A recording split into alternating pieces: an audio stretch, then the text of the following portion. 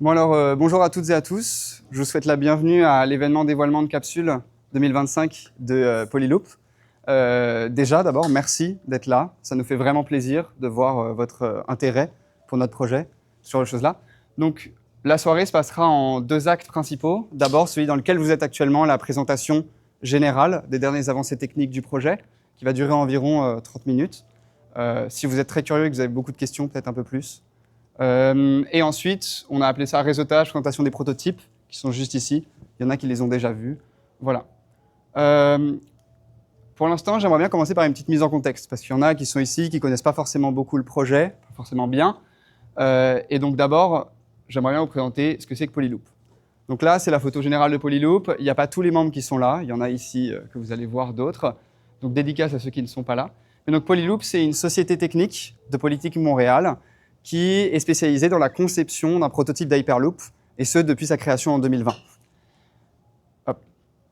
L'équipe se sépare en divers pôles. Le premier, c'est le pôle mécanique, qui gère l'aérostructure, la structure interne, la propulsion pour l'instant de la capsule. Je vais venir pourquoi après. Ensuite, l'équipe civile, qui travaille sur l'élaboration d'un test track pour qu'on puisse tester nos capsules ici même à Montréal. Pour l'instant, on n'y a que accès à la compétition. L'équipe recherche et développement, dont je suis le superviseur avec Francis Blais, que vous avez peut-être croisé mais qui a dû partir. Nous, on travaille vraiment plus sur le long terme. On cherche à faire des petits prototypes, notamment ceux qui sont présentés ici pour la plupart, histoire qu'ils puissent être après mis à grande échelle dans la capsule. Ensuite, l'équipe alimentation. Donc, comme l'aime le dire son directeur, qui malheureusement ne peut pas être là en ce moment, eux, ils arrivent à rendre nos rêves réels en nous fournissant de la puissance grâce à leur batterie. Et finalement, l'équipe, en partie de Christopher, c'est plutôt deux équipes, l'équipe logicielle et système embarqué, qui, eux, font tout le système de contrôle de la capsule et système de communication pour recevoir les données dont on a besoin. Après ça, qu'est-ce que c'est que l'Hyperloop? C'est un mot très futuriste, il y a beaucoup de gens qui demandent ce que c'est, ils ne savent pas trop. L'Hyperloop, c'est un concept de train qui lévite dans un tube dépressurisé. Pourquoi on veut faire ça? Le but, c'est vraiment de d'augmenter drastiquement, l'efficacité des transports terrestres. Beaucoup de gens ici, j'imagine, ont pris l'avion, c'est très pratique, ça permet de passer au-dessus des océans, ça va vite. Mais est-ce que vous êtes déjà demandé pourquoi les avions volent très très haut? Les avions, ils volent très très haut pour réduire la pression de l'air dans lequel ils voyagent et donc les frottements avec ce même air. Il me semble qu'ils arrivent à réduire d'un tiers leur efficacité. C'est ce qu'on cherche à faire, mais à échelle terrestre. Pour ça, on cherche à mettre un train, à le faire léviter et à le mettre dans un tube dépressurisé. Parce que c'est ça notre plus gros facteur de frottement sur un véhicule. C'est les frottements mis en lien avec le mouvement, donc avec les roues de votre voiture, et les frottements avec l'air. Les principaux concepts théoriques théorisent 1200 km/h, on en est loin, mais nous, on cherche à faire avant tout un prototype. Et justement, nous, dans tout ça, alors, on participe fin mai, chaque année, à une compétition canadienne qui se déroule. C'est une compétition universitaire, à chaque fois, dans des universités différentes. Donc là, c'est la compétition de l'année dernière avec l'équipe. Voilà. Cette compétition-là, il faut bien comprendre qu'elle se concentre exclusivement sur la création du prototype. Donc celui que vous voyez là, celui de l'année dernière, et non sur la mise en place du rail ou d'un tube. Donc nous, sur le frottement qu'on veut enlever, on se concentre vraiment sur la lévitation. Le rail est imposé par la compétition, je vais revenir dessus après, parce que ça a une importance pour nous.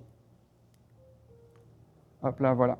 Donc pour nous, qu'est-ce que ça veut dire? Ça veut dire que nos équipes, comme je vous l'ai dit juste avant, elles se concentrent, techniques en tout cas, se concentrent sur l'aérostructure, parce qu'on a besoin d'avoir quand même quelque chose de beau, les systèmes embarqués, systèmes de communication, l'alimentation, la propulsion et la lévitation.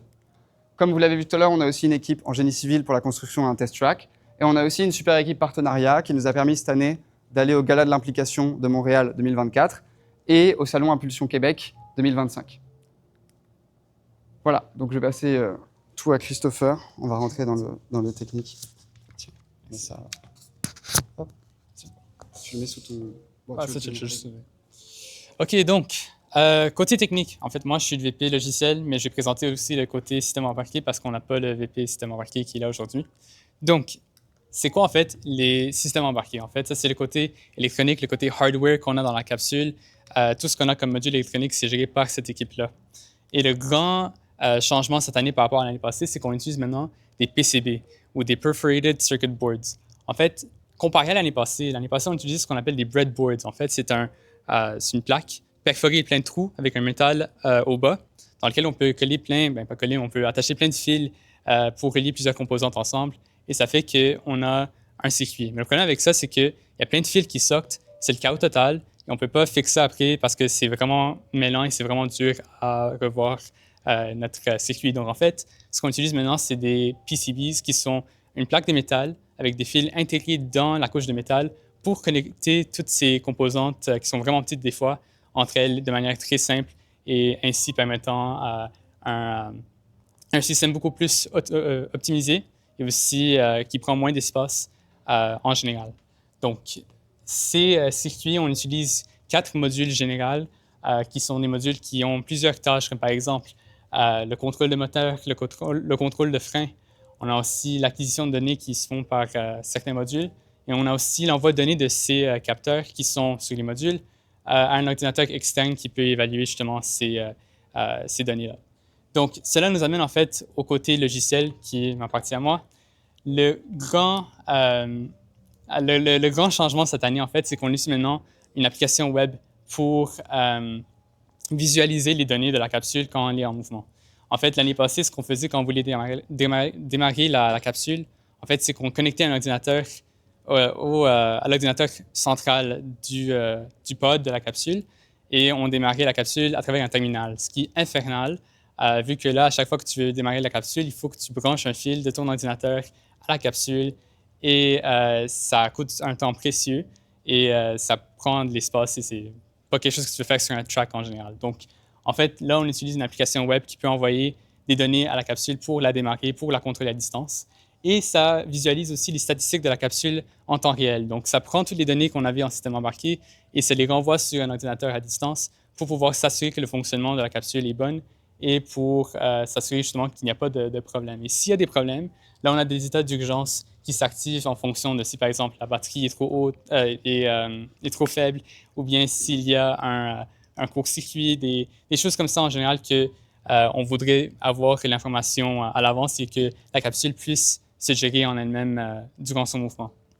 On a aussi maintenant un plan pour enregistrer des données pendant qu'il y a ces tests de capsule pour pouvoir optimiser notre prototype au fur et à mesure qu'on fait des tests, ce qui était quelque chose qu'on n'avait pas auparavant, qui va nous permettre d'améliorer la performance de notre capsule au futur. Le deuxième grand changement dans le côté logiciel, en fait, c'est le State Machine. Et le State Machine, en fait, c'est un programme central à la capsule. C'est peut-être le programme le plus important à la capsule, puisque c'est le programme qui gère toutes les données qui viennent de tous les capteurs du côté système embarqué. Donc, en fait, ça prend justement ces données et ça décide comment justement gérer son mouvement, gérer son comportement en fonction, à partir d'un data flow qu'on a ici, qui présente, par exemple, quoi faire à quel moment et quel genre de test faire à quel moment aussi. Donc, en fait, ça, c'est ce qui gère justement les tests de sécurité pour s'assurer si tout est bon, s'il y a un état d'urgence qui doit être activé. Et ça permet justement de s'assurer que tout est sécuritaire, pas seulement pour la capsule, mais aussi pour nous en général. Donc, le changement qu'on a par rapport à ça l'année passée, c'est que là, vu qu'on utilise la nouvelle architecture de système embarqué qui utilisait des PCB, en fait, maintenant, on a changé le code pour respecter cette nouvelle architecture qui était quelque chose qu'on n'avait pas auparavant, puisqu'on avait un autre ordinateur qui gérait tout cela par elle-même dans la capsule de manière centrale. Donc, je vais maintenant repasser à Tom pour continuer la partie alimentation. Hop. Donc oui, le directeur d'alimentation, Franz, ne peut pas être là, il est désolé. L'alimentation, cette année, il n'y a pas eu énormément de changements par rapport à l'année dernière, c'est encore faire les batteries. Donc là, voilà tout le processus par lequel ils ont dû passer pour faire des batteries. Oula, attendez, j'ai appuyé une fois, ça a appuyé 3 fois. Donc, sur tout ce processus-là, en fait, il ne reste plus qu'à concevoir les batteries, à faire les tests sur les batteries et à les implémenter avec l'implémentation du câblage avec les systèmes embarqués. Franz voulait aussi faire un petit spotlight pour certains de ses membres, notamment celui qui a designé les cases pour les batteries. C'est important qu'on ait des cases parce que vous allez le voir après, nous on essaye de faire de la propulsion magnétique. Donc il y a beaucoup de champs magnétiques qui sont émis dans la capsule et les batteries sont sensibles à ces champs magnétiques-là. Donc on essaye, avec des cages de Faraday comme ça, de les éloigner le plus possible de ces circuits magnétiques. Ensuite, celui qui a modélisé et caractérisé les composants électriques du câblage complet de la capsule. Avant, ils faisaient ça par dessin. Donc maintenant, ils font ça par logiciel. Et puis pour l'année prochaine, ils voudraient bien essayer d'avoir un système de plug-in, plug-out pour la recharge de la batterie, que le BMS fasse tout lui-même. Le BMS, c'est celui qui répartit dans les cellules de chaque batterie comment la puissance est répartie et comment elle est utilisée ensuite. Et voilà, donc ça c'est pour l'équipe alimentation. Ensuite, on passe à l'équipe recherche et développement. Donc l'équipe recherche et développement, c'est une équipe qui est passée par beaucoup de phases à Polyloop. Elle s'appelait équipe physique, équipe propulsion, voilà. Mais elle a deux projets principaux. Le premier, c'est un projet de propulsion magnétique, et ensuite, c'est un projet de lévitation magnétique. Donc pour ce qui est de la propulsion magnétique, ce qu'on cherche à avoir, c'est une propulsion sans contact. Je ne vais pas forcément trop rentrer dans les détails techniques maintenant. Si vous avez plus de questions, je pourrais vous voir après personnellement. Ou alors, on avait fait un cours sur les moteurs à induction linéaire avec Francis l'automne dernier. Ça avait pas mal plu, quand même. On pourrait pas croire que ça plaît, mais ça plaît. Voilà. Donc le but, c'est d'avoir une propulsion sans contact. Dans vos voitures classiques, c'est la roue qui met en contact, et donc c'est le frottement qu'on cherche à ne plus avoir qui permet le mouvement. Donc ce qu'on fait, c'est que la plupart des moteurs électriques qui existent de base, en fait, ils sont composés de deux parties. Un rotor qui va venir tourner, et un stator qui reste fixe. Mais entre ce rotor-là et ce stator, ce qui induit le mouvement ne se touche pas. Donc ce qu'on va faire, c'est qu'on va prendre la même géométrie de moteur, mais on va venir le dérouler, comme ça. On arrive après à ce qu'on appelle un moteur à induction linéaire. Donc linéaire parce qu'il est linéaire, c'est dans la géométrie, et à induction parce qu'il induit des champs magnétiques ensuite. Et donc le rotor déroulé, ça devient ici notre disque, ou alors, pour la capsule, notre rail. Voilà. Donc les moteurs à induction linéaire, très rapidement, comment ça fonctionne? On enroule des bobines, comme vous l'avez juste avant, autour de dents conductrices. Ça va émettre un champ magnétique qui va venir interagir avec notre rail. Ça va faire exciter les électrons qui vont émettre ça va créer donc ce qu'on appelle des courants de Foucault qui vont eux-mêmes émettre une aimantation opposée. C'est cette aimantation opposée qu'on cherche à avoir. Pour l'avoir, étant donné qu'on travaille avec de l'aluminium qui ne réagit pas à un champ magnétique externe, ce qu'on appelle un paramagnétique, on cherche à faire varier notre champ magnétique dans le temps. Le faire varier dans le temps, ça permet de créer une aimantation opposée et donc produire une force de lévitation. Ici, vous avez une simulation qu'on a fait sur COMSOL, une force de lévitation d'un lime. Elle est en newton-mètre parce qu'on fait nos simulations en 2D, donc il faut multiplier par la profondeur du moteur. Voilà. Donc comment on fait pour avoir une propulsion? Eh bien, pour avoir une propulsion, ce qu'on pourrait essayer d'avoir, c'est que pour l'instant, on a deux aimants qui s'opposent. On pourrait essayer d'avoir une alternance d'aimants à la place. Et pour ça, qu'est-ce qu'on fait? On va faire varier le champ dans le temps, mais aussi dans l'espace. Et la méthode la plus simple, utilisée en industrie, avec des drivers qui sont assez connus pour ça, c'est souvent ce qu'on appelle du triphasé, donc du courant triphasé. On envoie 3 courants différents sur 3 phases différentes et décalées dans le temps. Et là, on arrive à produire une force de propulsion. Voilà. Donc on a à la fois une force de propulsion, une force de lévitation. Ensuite, on l'a vu, le problème, c'est que les champs sont émis par le moteur, mais le circuit magnétique est très éparpillé dans l'espace. Donc on a de la perte d'efficacité. Donc ce qu'on va essayer de faire pour contrer ça, et c'est ce que vous voyez sur le petit setup là, sur celui qui tourne, ou la photo que j'ai montrée tout à l'heure, on va venir opposer deux moteurs l'un à l'autre, tel que quand les champs sortent de l'un, ils re-rentrent dans l'autre. Comme ça, on arrive à avoir un circuit magnétique qui est beaucoup plus fermé et avoir beaucoup plus d'efficacité. On arrive à avoir, on s'entend sur la définition de rendement, 2 fois plus de rendement, entre guillemets. Donc voilà, c'est ce qu'on a aussi fait cette année. On a fait le premier setup de ce qu'on appelle un double-sided LIM à Polyloop, le mini setup, que vous pourrez voir après. Vous pourrez aussi essayer de le faire tourner. Voilà. Finalement, on a parlé de triphasé. Il faut avoir du triphasé parce que Franz réalise nos rêves, mais il nous fournit uniquement du courant continu, donc il ne varie pas dans le temps. Pour ça, on utilise un contrôleur VESC, c'est un contrôleur open source très connu, qui est souvent utilisé pour les trottinettes électriques, ce genre de choses-là. Et comme il est open source, on le programme nous-mêmes pour qu'il soit utilisable dans notre application. Donc on utilise un contrôleur tout fait, on ne le fait pas nous-mêmes de A à Z, mais par contre, on va faire l'asservissement du moteur nous-mêmes. On a aussi cette année, du coup, développé le circuit de précharge du VESC, parce que le VESC, ça a plein de condensateurs, ce genre de choses-là, qui nécessitent une précharge pour ne pas les faire griller, par Olivier, qui mange une pizza. Voilà. Et puis on a commencé à faire un asservissement par rapport à la vitesse. Pourquoi par rapport à la vitesse? Parce que c'est comme quand vous faites du vélo. Vous ne montez pas une montée en vitesse 6, vous montez une montée en vitesse 1, parce que vous avez beaucoup plus de couple dans votre roue. Ben là, c'est la même chose. Le LIM a des modes de fréquence optimaux, la fréquence du courant que vous allez envoyer. Et donc, nous, ce qu'on cherche à avoir, c'est connaître la vitesse de notre capsule, et en fonction de cette vitesse-là, lui dire « je veux aller là, comment je m'y rends ?» J'ai un chemin optimal pour m'y rendre. Voilà. Finalement, cette année, ça nous a aussi permis de vérifier nos tests et les simulations qu'on faisait sur console.